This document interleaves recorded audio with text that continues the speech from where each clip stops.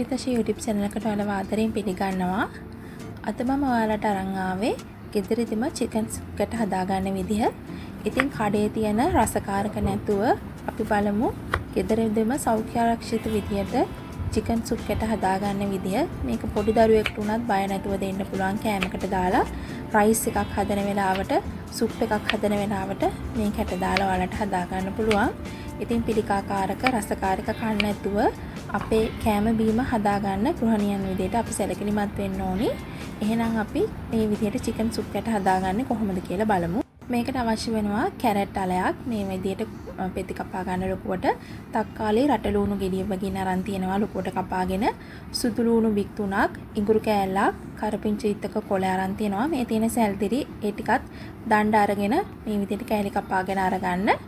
දැන් මෙතන මම කටු ඉවත් කළ chicken අරන් තියනවා. ග්‍රෑම් 300ක් විතර. ඉතින් chicken වැඩිපුර දාගන්න තරමට හොඳයි. කටු නැතුව ගන්නවා නම් තවත් හොඳයි. මේ වගේ non-stick pan එකකට මම olive oil මේ සැඳි 3ක් එකතු කර ගන්නවා. ඉතින් ඔයාලට පුළුවන් පිරිසිදු පොල් තෙල් එහෙම නැත්නම් එළවලු තෙල් පාවිච්චි කරන්න. පොඩි දරුවෙක්ට දෙන නිසා තමයි මම olive oil පාවිච්චි කරන්නේ. දැන් chicken ටික දාලා විනාඩියක් විතර මේ විදිහට කවලම් කරගෙන ඒකට අර කලින් සූදානම් කරගත්ත සියලුම දේවල් එකතු කරගන්න. සුදු ලුණු, ඉඟුරු, තක්කාලි, රටලුණු, සැල්දිරි, කරපිංචා මේ ටික. දැන් මේ ටිකත් හොඳට කවලම් කරගන්න.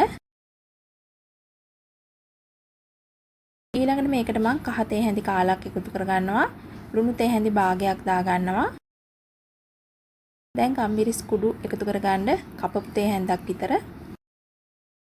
මේ ටික නැවත කවලම් කරගන්න. ඉතින් කහ කාලක් දාගත්තාම ඇති පාට වෙන්න, ගොඩක් දාගන්න එපා. එතකොට සුප් එකක් හැදුවත් කහ රහ එන නිසා. දැන් මෙෂරින් කප් එකෙන් කප්ස් දෙකක් මම වතුර එකතු කර ගන්නවා. ඊළඟට මේ තියෙන්නේ corn flour තේ හැඳි 3ක් මෙෂරින් කප් එකෙන් වතුර කෝප්ප භාගයකට දිය කළා මම එකතු කරගත්තේ. ඇල් වතුරේ තමයි corn පිටි එකතු කරගන්න දිය කර ගන්න ඕනි. දැන් මම තව ලුණු තේ හැඳකුයි olive oil මේ හැඳි දෙකකුයි එකතු කරගත්තා. ඊළඟට මේක දැන් උතුරනකම් මම පියන ඇරලා උයාගෙන මේ විදිහට පියන වහලා විනාඩි 30ක් 45ක් මේක හිඳෙනකම් ඔයාලා උයා ගන්න ඕනි.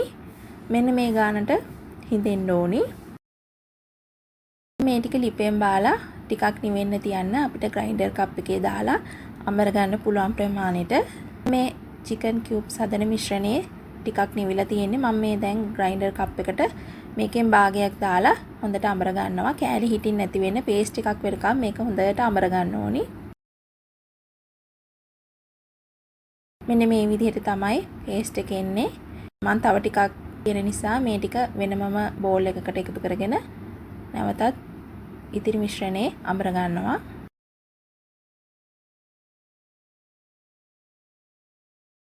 මේ තියෙන ඔක්කොම අමරගත්තට පස්සේ දැන් ඔයාලට පුළුවන් ප්ලාස්ටික් කප් එකක එහෙම නැත්නම් අයිස්ක්‍රීම් කප් තියෙනවා නම් ඒව අරගෙන chicken cubes ඝනකමට මේ ටික දාලා තුනී කරගන්න. මේක හදද්දි මම 3-5 මෙරිස් කුඩු එකතු කරේ නෑ. මොකද සුප් එකක් හදන වෙලාවට මේ ඒ රසය ගන්න ඕන නිසා කහ චුට්ටකුයි ලුණුයි තමයි එකතු කරගත්තේ. ලුණු ටිකක් වැඩිපුර එකතු කරගන්න ඕනි සුප් එක හදද්දි. දැන් මේ විදිහට ටැප් කරගන්න හොඳට සෙට් වෙන්න. ඊළඟට පියන වහලා ෆ්‍රිජ් එකේ උඩ කොටසේ ෆ්‍රීස් කරගන්න. පැය 12ක් විතර තියලා තියන්න සෙට් වෙන්න. ඉතින් රෑ හදලා ඔයාලට පුළුවන් මේක ඊළඟ දවසේ දවල් වගේ අරගෙන කපා ගන්න කෑලි වලට. මම මේ වගේ ප්ලාස්ටික් කප් දෙකකට දාලා තමයි ෆ්‍රීස් කරගන්නේ. මේ තියෙන්නේ ඒ විදිහට ෆ්‍රීස් කරගත්ත chicken soup කැට මිශ්‍රණය. ඉතින් මේක ලේසියෙන් ගලව ගන්නත් පුළුවන් ඔයාලට. මේක තව ටිකක් ෆ්‍රීස් කරගත්තා නම් ඇති. මම පැයටක් වගේ තමයි තිබ්බේ. ඔයාලට පැය 12ක් 16ක් වගේ තියලා හොඳටම සෙට් වුණාට පස්සේ කපා ගන්න පුළුවන්. ඉතින් මේක ලස්සනට chicken cubes හැඩයට කොටු කපා ගන්න. ඔයාලට පුළුවන් පිරිසිදු වියලි භාජනයක අහුරලා ෆ්‍රීසර් එකේ තියාගෙන මේක කෑම හදනකොට පාවිච්චි කරන්න. ඉතින් කටේ තියෙන පිළිකාකාරක වසවිස කන්න නැතුව ගෙදරදීම සෞඛ්‍ය ආරක්ෂිත විදියට මේ විදියට chicken soup එක හදලා ඔයාලා ආහාරයට එකතු කරගෙන බලන්න. පොඩි දරුවෙක්ට උනත් බය නැතුව දෙන්න පුළුවන්. එහෙනම් ඔයාලත් හදලා බලන්න. අපි නැවතත් වීඩියෝ එකකින් හමුවෙමු. ඔයාලට සුබ දවසක්.